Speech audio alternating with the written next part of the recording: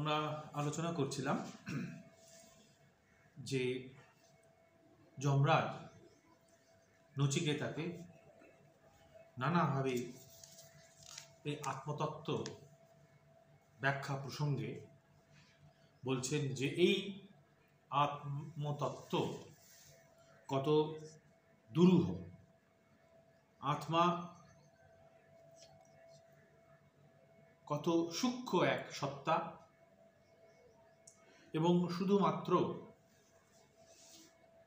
তর্ক বা বিচারের দ্বারা এই আত্মাকে লাভ করা যায় না, এরকম কথা যমরাজ নচিকেতাকে বলেছেন। আমরা আজকে দ্বিতীয় বল্লীর দশম মন্ত্র থেকে আলোচনা শুরু করছি। জানাম্যহং সেবধীরিত্য নিত্যং না হি ধ্রুবৈ প্রাপ্যতে হি ধ্রুবং তৎ ততো ময়া নাচিকেতশ্চিতোগ্নির নিতৈর্দ্রব্যৈ প্রাপ্তবানস্মি নিত্যম। যমরাজ নিজের সম্বন্ধে বলছেন যে তিনি জানেন যে কর্ম এবং সেই কর্ম সম্পাদনের যে ফল উৎপন্ন হয় এই দুটি অনিত্য। আমরা আগে নানা প্রসঙ্গে শঙ্করাচার্যের কথা উল্লেখ করেছি, যেখানে শঙ্করাচার্য বলছেন যে যেহেতু কর্ম এবং কর্মফল অনিত্য, চিরকাল স্থায়ী নয়, তাই কর্ম সম্পাদনের দ্বারা আত্মতত্ত্ব জ্ঞান লাভ করা যায় না, কারণ আত্মা হচ্ছে নিত্য আর কর্ম এবং কর্মফল হচ্ছে অনিত্য। সেই কারণেই বারবার শঙ্করাচার্য বলছেন নানা প্রসঙ্গে তার ভাষ্যে যে মোক্ষ যদি লাভ করতে হয় তবে আত্মজ্ঞান লাভ করা ছাড়া কোনো পথ নেই। আত্মজ্ঞানের, আত্মতত্ত্ব বিষয়ক জ্ঞানের সাক্ষাৎ ফল হচ্ছে মুক্তি লাভ। অন্য কোনো উপায়ে মোক্ষ লাভ করা সম্ভব নয়। অন্য কোনো উপায় বলতে এখানে বিশেষ করে কর্মের কথা বলা হয়েছে, এবং এখানে কর্ম বলতে বেদবিহিত যাগাদি উপাসনারূপ কর্মের কথাই বলা হয়েছে, যার কথা আমরা আগেও আলোচনা করেছি। কাজেই যমরাজ বলছে নচিকেতাকে যে আমি জানি যে এই কর্ম এবং কর্মফল দুটি অনিত্য, নিত্য নয়, এবং আমি এও জানি যে এই অনিত্য কর্ম এবং কর্মফলের দ্বারা যে আত্মা নিত্য স্বরূপ সেই আত্মাকে লাভ করা যায় না। একথা জেনেও যমরাজ বলছেন যে তিনি অগ্নির উপাসনা করেছেন। তিনি নাচিকেত অগ্নি, আমরা আগেই দেখেছি যে যমরাজ খুশি হয়ে নচিকেতাকে বলেছিলেন যে এই অগ্নির উপাসনা আজ থেকে তোমার নামেই প্রচলিত হবে এবং তার নাম হবে নাচিকেত অগ্নি। আমি এই নাচিকেত অগ্নি চয়ন করেছি, অর্থাৎ এই যে বেদবিহিত যে যজ্ঞ, সেই যজ্ঞ আমি সম্পাদন করেছি, আমি উপাসনা করেছি। যদিও এই কর্ম বা এই উপাসনার দ্বারা মোক্ষ লাভ সম্ভব নয়, তবুও করেছি। কেন করেছি আর করার ফলেই বা কি হয়েছে? যমরাজ বলছেন এই যে অগ্নি চয়ন করা, অর্থাৎ এই যে অগ্নির উপাসনা, বেদবিহিত যাগ আদি কর্ম সম্পাদন করা, এগুলো করার ফলে আমার কি হয়েছে? আমি এই যম পদ লাভ করেছি। এখন এই দশম মন্ত্রে যেটা বলার চেষ্টা করা হচ্ছে যে যে উপাসনা, যে কর্ম সম্পাদনের দ্বারা মোক্ষ লাভ হয় না, তবুও যমরাজ সেই কর্ম সম্পাদন করেছেন এবং সেই কর্মের ফলও তিনি লাভ করেছেন। কি লাভ করেছেন? ফলের কর্মের কোন ফল তিনি লাভ করেছেন? তিনি যম পদ লাভ করেছেন। তাহলে প্রশ্ন এখানে যেটা ওঠে, শঙ্করাচার্য তাঁর ভাষ্যে যে প্রশ্নটা তুলেছেন, যে যা দিয়ে আমার মোক্ষ লাভ হয় না সেটার গুরুত্ব তাহলে কি? কর্ম অনিত্য, কর্মফল অনিত্য, কাজে কর্ম এবং কর্ম বেদবিহিত যাগাদি কর্ম সম্পাদনের দ্বারা মোক্ষ লাভ হয় না। ঠিক আছে, তৎসত্ত্বেও কিন্তু যমরাজ এই বেদবিহিত যাগাদি কর্ম উপাসনা, নাচিকেত অগ্নির উপাসনা তিনি করেছেন। কেন করেছেন? এই প্রশ্নটা এখানে ওঠে। সেই প্রশ্নের ব্যাখ্যা শঙ্করাচার্য তাঁর ভাষ্যে করেছেন। কি বলছেন শঙ্করাচার্য? বলছেন এই মন্ত্রে যমরাজ বলছেন যে কর্মফল অনিত্য। ঠিকই তো, কর্মফল অনিত্য, অর্থাৎ কর্ম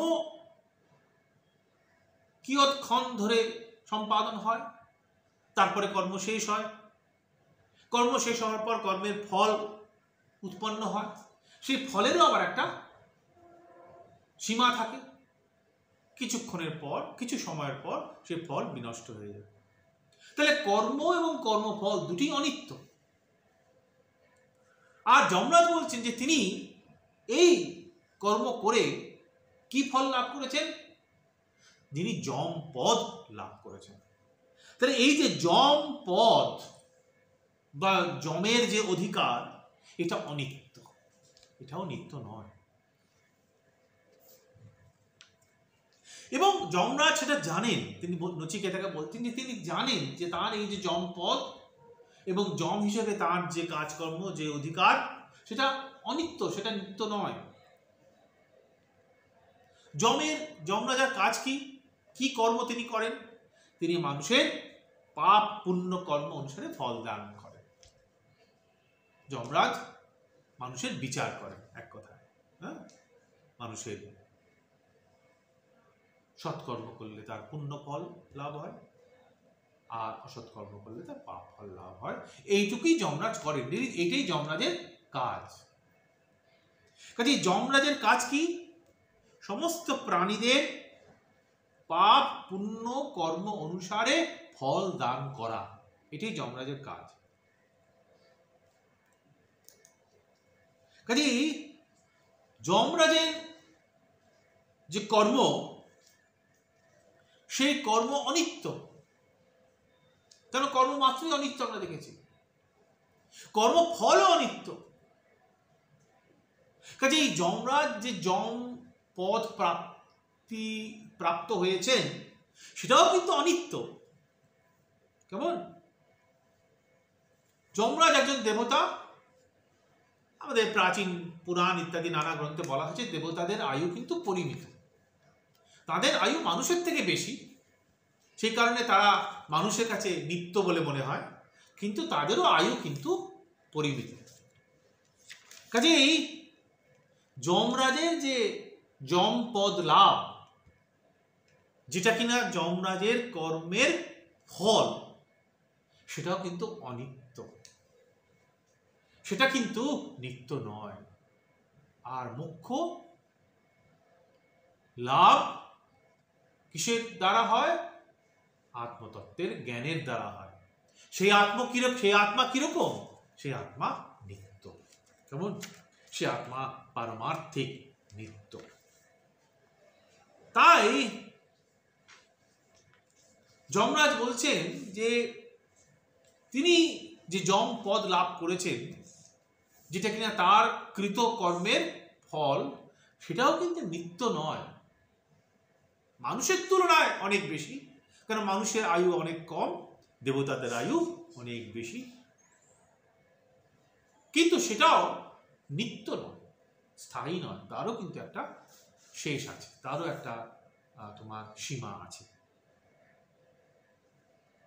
তাহলে তো যমরাজ এ কথা জেনেও কেন এই কর্ম করছেন? যমরাজ জানেন যে তার কৃতকর্ম এবং তার কর্মের ফল নিত্য নয়, ফলে এই পথ অবলম্বন করে আত্মজ্ঞান লাভ করা যাবে না। আত্মজ্ঞান লাভ না করলে মোক্ষ লাভ করা যাবে না। তৎসত্ত্বেও কেন যমরাজ এমন করছেন সে প্রশ্ন ওঠে। তখন উত্তরে আমাদের ভাষ্যে বলা হচ্ছে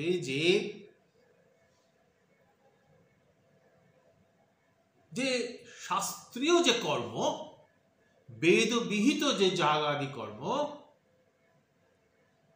যদিও সেটা সাক্ষাৎ মোক্ষের কারণ নয়, তবুও তার কিছু উপযোগিতা আছে। কি উপযোগিতা আছে?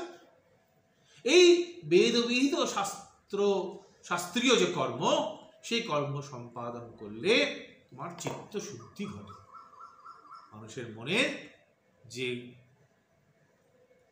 তোমার নানা রকমের যে তোমার সীমাবদ্ধতা আছে, নানা রকমের যে বাসনা কামনা আছে, সেগুলো ধীরে ধীরে নষ্ট হয়। তখন সেই শুদ্ধ চিত্তে আত্মজ্ঞান প্রকাশিত হয়। তাহলে আত্মজ্ঞান মোক্ষের সাক্ষাৎ কারণ, কিন্তু আত্মজ্ঞান হওয়ার জন্য যে চিত্তশুদ্ধির প্রয়োজন, সেই চিত্তশুদ্ধি হয় কিসের দ্বারা? বেদবিহিত শাস্ত্রীয় কর্ম সম্পাদনের দ্বারা। কেমন? তাই যমরাজ কর্ম এবং কর্মফল অনিত্য জেনেও কর্ম করে যাচ্ছেন, তার কারণ যে এই কর্ম সম্পাদনের দ্বারা তার চিত্তশুদ্ধি হবে। যদিও আগের জন্মে তার আত্মা সম্পর্কে পরোক্ষ জ্ঞান হয়েছিল। পরোক্ষ জ্ঞান মানে এই শ্রুতি বেদান্ত বাক্য ইত্যাদি শুনে শুনে, গুরুর কাছে শুনে আমাদের অনেক বিষয়ে পরোক্ষ জ্ঞান হতে পারে। কিন্তু অপরোক্ষ জ্ঞান, আত্মা সম্পর্কে অপরোক্ষ জ্ঞান হলে পরেই তো মোক্ষ লাভ সম্ভব। সেই অপরোক্ষ জ্ঞান কিন্তু যমরাজের আগে হয়নি। এইবার এই তোমার মনুষ্য শরীর থেকে দেবতার শরীর, দেবতার শরীর থেকে যম পদ প্রাপ্তি, এই সবের মাধ্যমে তিনি সেই আত্মজ্ঞান, যে আত্মজ্ঞান নিত্য, তার দিকে তিনি এগিয়ে যাচ্ছেন। এবং তিনি বলছেন যে এই বিষয়ে নচিকেতাও আমার থেকে আরো অনেক বেশি অগ্রসর হয়ে গেছে। কারণ নচিকেতাকে নানাভাবে প্রলুব্ধ করার চেষ্টা যমরাজ করেছেন, কিন্তু কোনোভাবেই নচিকেতা প্রলুব্ধ হননি। তার সেই যে প্রশ্ন ছিল যে মানুষের মৃত্যুর পর কি হয়, সেই প্রশ্নের উত্তর তিনি চেয়েছেন এবং কোনো প্রলোভনেই তিনি কিন্তু বিপদগামী হননি। কাজেই তাহলে বলতে হবে নচিকেতার চিত্তশুদ্ধি হয়েছে। সেই শুদ্ধ চিত্তে নচিকেতার এই প্রশ্ন যে মৃত্যুর পর মানুষের কি হয়, তার উত্তর পাওয়ার জন্য এতটাই তার নিষ্ঠা, এতটাই তার আগ্রহ। কাজেই নচিকেতার যে বিবেক, নচিকেতার যে বৈরাগ্য, সেটা দেখে যমরাজাও অত্যন্ত খুশি হয়েছেন, অত্যন্ত তৃপ্ত হয়েছেন। কেমন?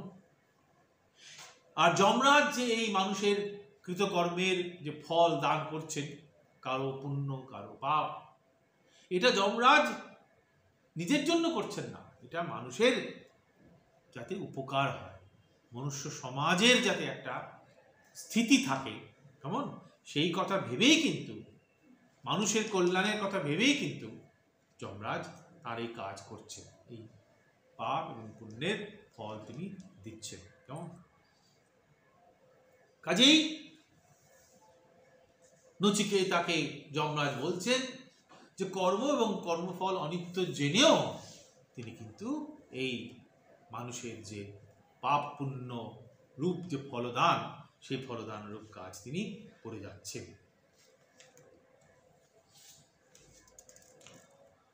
আমরা এবার 11 নম্বর মন্ত্রে আসছি।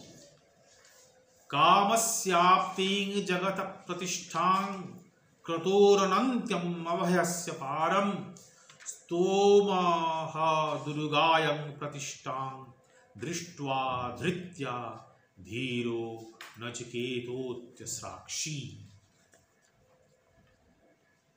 এই মন্ত্রে যমরাজ নচিকেতার প্রশংসা করছেন, বলছেন হে নচিকেতা, তুমি অত্যন্ত ধীমান, বুদ্ধিমান, তোমার বুদ্ধি অত্যন্ত প্রশস্ত, অত্যন্ত পরিশীলিত। সেই কারণেই তুমি সমস্ত যে উপহার আমি দেব বলেছিলাম, সেই সমস্ত উপহারকে তুমি প্রত্যাখ্যান করেছো। কি ধরনের উপহার তুমি প্রত্যাখ্যান করেছো? সেই উপহারগুলো কতখানি লোভনীয় সকলের কাছে, সেটা বোঝাতে গিয়ে এবার যমরাজ নচিকেতাকে বলছেন যে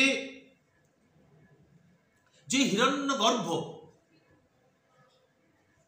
সেই হিরণ্যগর্ভ লাভ করতেও তুমি কিন্তু কোনো ইচ্ছা প্রকাশ করনি। হিরণ্যগর্ভ কি? অদ্বৈত বেদান্তে উপনিষদের নানা জায়গায় যখন সৃষ্টি তত্ত্বের বর্ণনা করা হয়েছে, অর্থাৎ জগতের কিভাবে সৃষ্টি হলো, তার যে পারম্পর্য, তার যে বিবর্তন, সেই সৃষ্টি তত্ত্বের ব্যাখ্যা যখন করা হয়েছে, তখন বলা হয়েছে প্রথম যার সৃষ্টি হয়েছিল সৃষ্টির উষালগ্নে, সে হচ্ছে হিরণ্যগর্ভ। এবং বাকি যা যা আমরা দেখছি, এই সমস্ত হচ্ছে সেই হিরণ্যগর্ভের থেকেই জাত। হিরণ্যগর্ভ কথাটাও, শব্দটাও দেখো খুব তাৎপর্যপূর্ণ। হিরণ্য মানে এমনিতে হিরণ্য মানে এমনিতে সোনা, তার মানে যেটা অত্যন্ত বহুমূল্য। আর গর্ভ মানে যার থেকে সৃষ্টি হয়েছে সব। তাহলে যার থেকে এই বহুমূল্য, এই বিচিত্র সৃষ্টির ধারা প্রবাহিত হয়েছে, সেই যে উৎস, সেই যে কারণ, তাকে বলা হচ্ছে হিরণ্যগর্ভ। সেই যে হিরণ্যগর্ভ এমন যে গুরুত্বপূর্ণ, এমন যে তাৎপর্যপূর্ণ যে হিরণ্যগর্ভ, সেই হিরণ্যগর্ভ লাভের প্রতিও তোমার কোনো তৃষ্ণা বা বাসনা ছিল না। তাকেও তুমি সরিয়ে দিয়েছ। তোমার এতখানি বুদ্ধি, তোমার এতখানি ধৈর্য। এই হিরণ্যগর্ভ কিরকম, তাকে বোঝাতে গিয়ে যমরাজ বলছেন যে সমস্ত কামনার শেষ। আচ্ছা, যাকে পেলে আর কাম্য বস্তু কিছু থাকে না, সমস্ত কামনা বাসনার শেষ। আধ্যাত্মিক, আধি ভৌতিক এবং আধি দৈবিক যে জগৎ আমাদের সামনে আছে, তার আশ্রয় অর্থাৎ তার কারণ, সমস্ত কর্ম এবং উপাসনার ফলস্বরূপ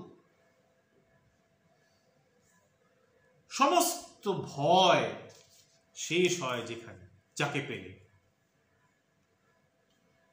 নানা রকম ঐশ্বর্যযুক্ত যে হিরণ্যগর্ভ, সেই হিরণ্যগর্ভ এমন যে লোভনীয়, এমন যে গুরুত্বপূর্ণ, এমন যে তাৎপর্যপূর্ণ যে হিরণ্যগর্ভ, সেই হিরণ্যগর্ভ প্রাপ্তিকেও তুমি অনায়াসে অবহেলা করতে পেরেছ। কেন? তার কারণ তোমার একমাত্র প্রশ্ন ছিল যে মানুষের মৃত্যুর পর আত্মা থাকে কি থাকে না। তুমি এতখানি বুদ্ধিমান, তুমি এতখানি ধীমান, তোমার চিত্ত এতখানি পরিশীলিত যে তুমি এই হিরণ্যগর্ভের মতো যে অত্যন্ত তাৎপর্যপূর্ণ, গুরুত্বপূর্ণ যে পদ, সেই পদকেও তুমি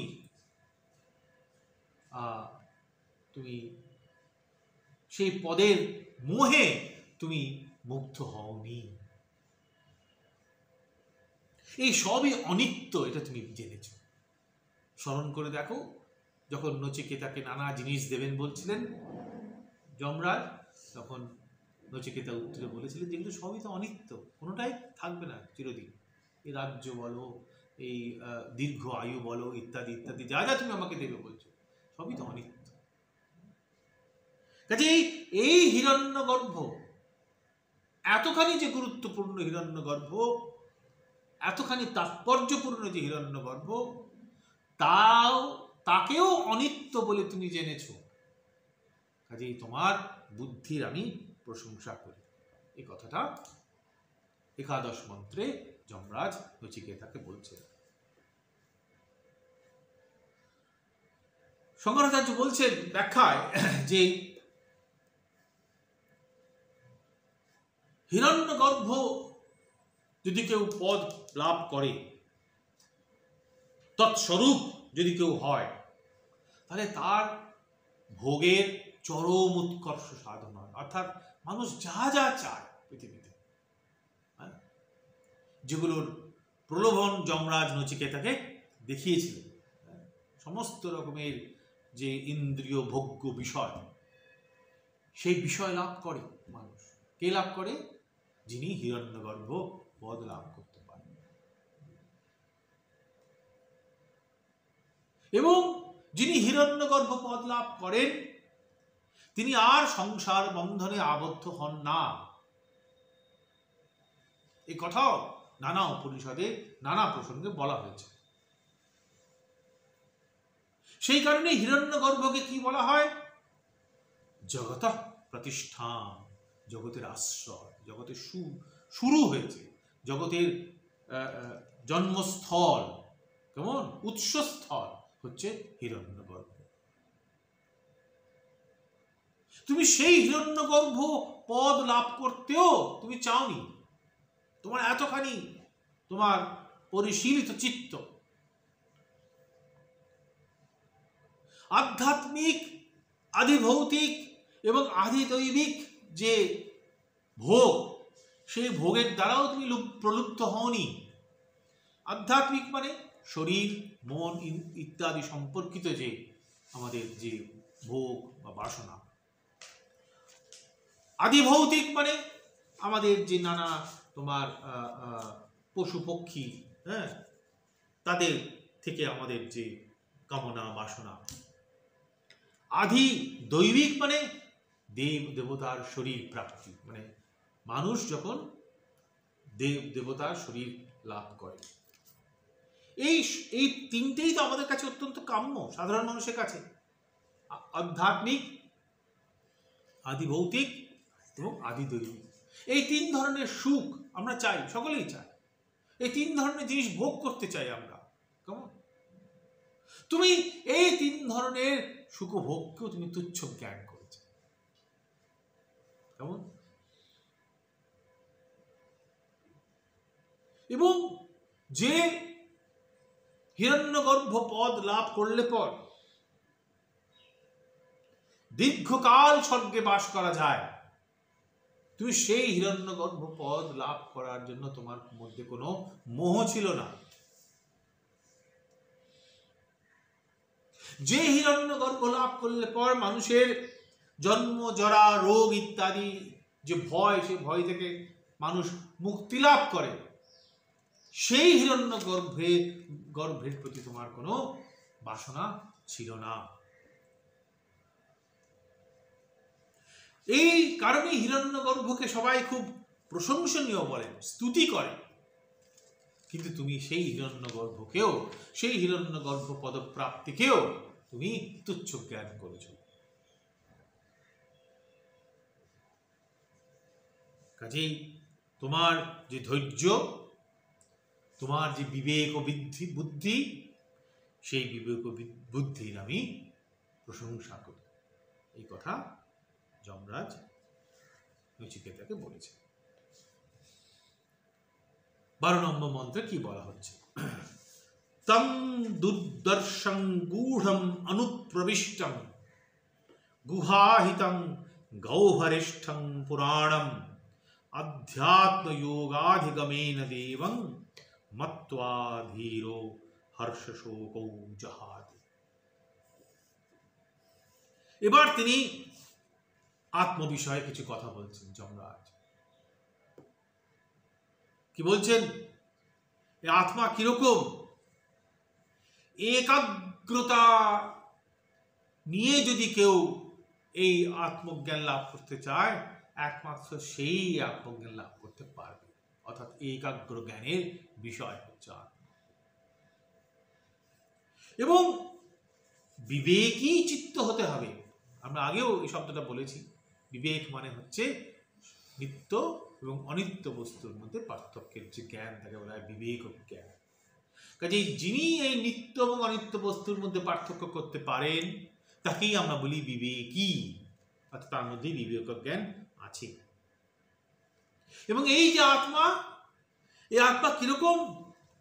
গুহাহিতং গৌহরেষ্ঠং পুরাণম। এই আত্মা বুদ্ধিরূপ গুহায় অবস্থিত। এই আত্মা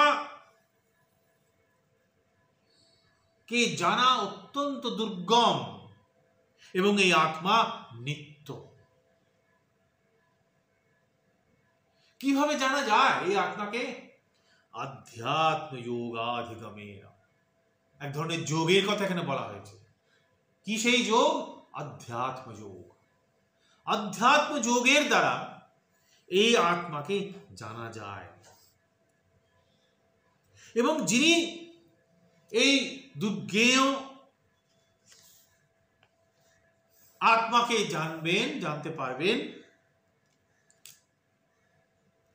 তার কি ধরনের অবস্থায় তিনি উন্নীত হবেন? তিনি হর্ষ এবং শোক দুটো থেকেই তিনি মুক্তি হবেন। অর্থাৎ সুখ এবং দুঃখ দুটো থেকেই তার মুক্তি হবে, এ কথা বলা হচ্ছে। তাহলে আগের যে দুটি মন্ত্র আমরা আলোচনা করলাম,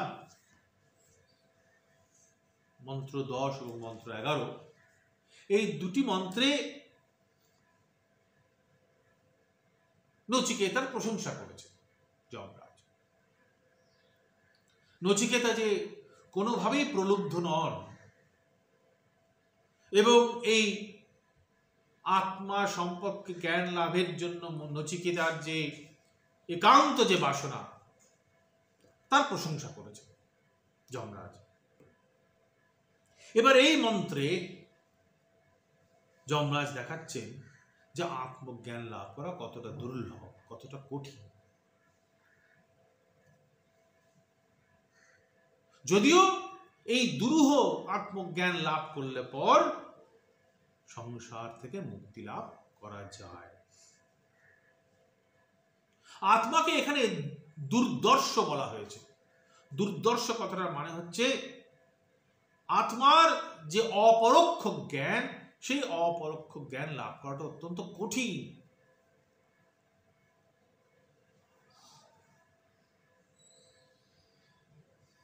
গূঢ়ম অনুপ্রবিষ্টম, এ কথা আত্মা সম্পর্কে বলা হয়েছে। অর্থাৎ আত্মা অত্যন্ত গভীরে যেন কোথাও লুকিয়ে রয়েছে। কেমন? আমাদের যাকে বেদান্ত দর্শনে বলা হয় বৃত্তিক জ্ঞান, মানে ঘটপট বাড়িঘর ইত্যাদির যে জ্ঞান, সেই ঘটপট বাড়িঘরের জ্ঞানের দ্বারা আত্মজ্ঞান প্রচ্ছন্ন হয়ে রয়েছে। অর্থাৎ আত্মজ্ঞান লাভ করতে দিচ্ছে না। কে দিচ্ছে না? আমাদের এই ঘটপট আদির জ্ঞান, আমাদের এই ইন্দ্রিয়গ্রাহ্য জগতের জ্ঞান। তার কারণ ওই যে আত্মজ্ঞানের কথা বলা হচ্ছে, সেই জ্ঞান কিরকম? চৈতন্য স্বরূপ সেই জ্ঞান। কিন্তু এই ঘটপট বাড়িঘরের জ্ঞান কিন্তু চৈতন্য স্বরূপ নয়।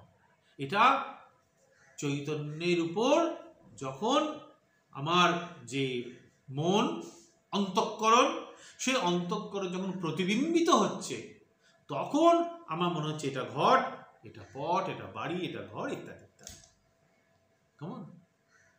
তাহলে এই প্রতিবিম্বিত চৈতন্য, অন্তঃকরণে প্রতিবিম্বিত যে চৈতন্য, যার ফলে এই ঘটপট আদির জ্ঞান হয়, এই জ্ঞানকে বলা হয় বৃত্তিক জ্ঞান। কিন্তু আত্মজ্ঞান কিন্তু এরকম বৃত্তিক জ্ঞান নয়। আত্মজ্ঞান হচ্ছে শুদ্ধ চৈতন্য স্বরূপ, স্বপ্রকাশ। কিন্তু কেন আত্মজ্ঞান প্রচ্ছন্ন থাকে, প্রতিবন্ধক হয় কেন? তার কারণ জীবের যে অবিদ্যা বা অজ্ঞান আছে, সেই অজ্ঞান বশত জীব এই শরীর, এই ইন্দ্রিয় ইত্যাদিকেই অহং বলে ভাবে। কিন্তু আসলে আত্মা শরীর অতিরিক্ত, আত্মা ইন্দ্রিয় অতিরিক্ত, আত্মা মন বা বুদ্ধি অতিরিক্ত। কিন্তু অজ্ঞানের ফলে আমরা ওই ইন্দ্রিয়, ওই শরীরকেই অহং বা আত্মা বলে মনে করি, করে আমরা নানা প্রকার সুখ দুঃখের যে ভোগ, সেই ভোগের মধ্যে আমরা নিজেদেরকে আবদ্ধ করে রাখি।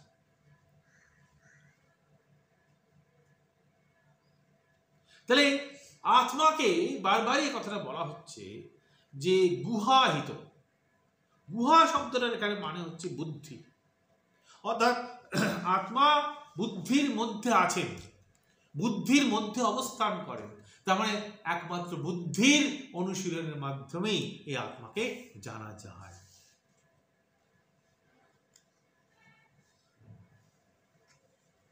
গহ্বরেষ্ঠম, গহ্বরের মধ্যে আছেন আত্মা। এখানে গহ্বর বলতে এক ধরনের সংকটের কথা বলা হয়েছে বলে শঙ্করাচার্য মনে করছে। কি সংকট? বলছেন এই আত্মাকে আমরা ঠিক মতো জানি না বলেই, আত্মার জ্ঞান আমাদের কাছে প্রকাশিত হয় না বলেই কিন্তু আমরা এই জন্ম, মৃত্যু, রোগ, শোক, জরা, ব্যাধি ইত্যাদির কবলে পড়ি। এই অনর্থ উৎপন্ন হয় এই অজ্ঞানের ফলে। তাই এখানে আত্মাকে বলা হয়েছে গহ্বরেষ্ঠম। সমস্ত সংকট দূর হয়ে যাবে যদি আমরা আত্মজ্ঞান লাভ করতে পারি, যদি আমরা নিজেদেরকে অবিদ্যা থেকে মুক্ত করতে পারি।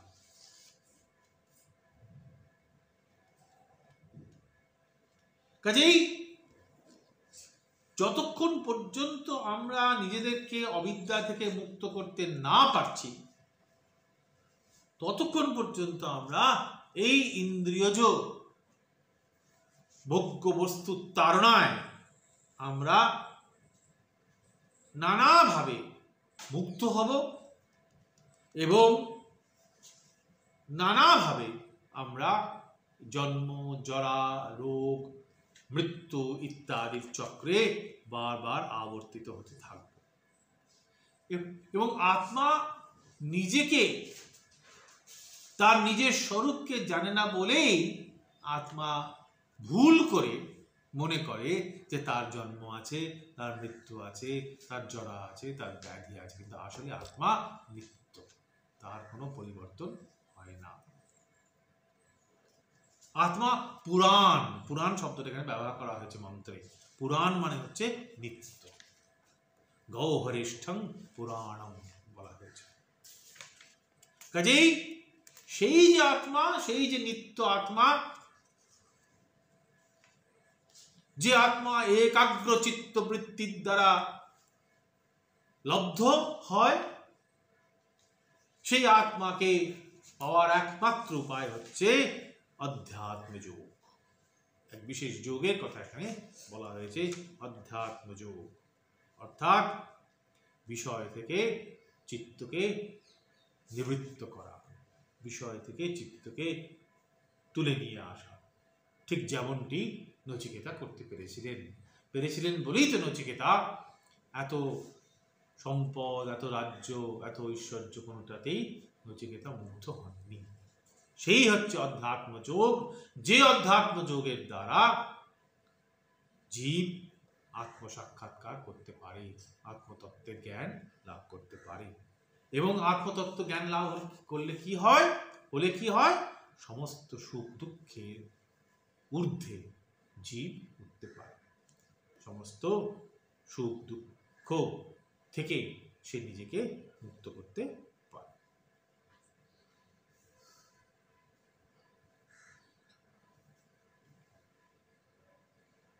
এই পর্যন্ত থাক।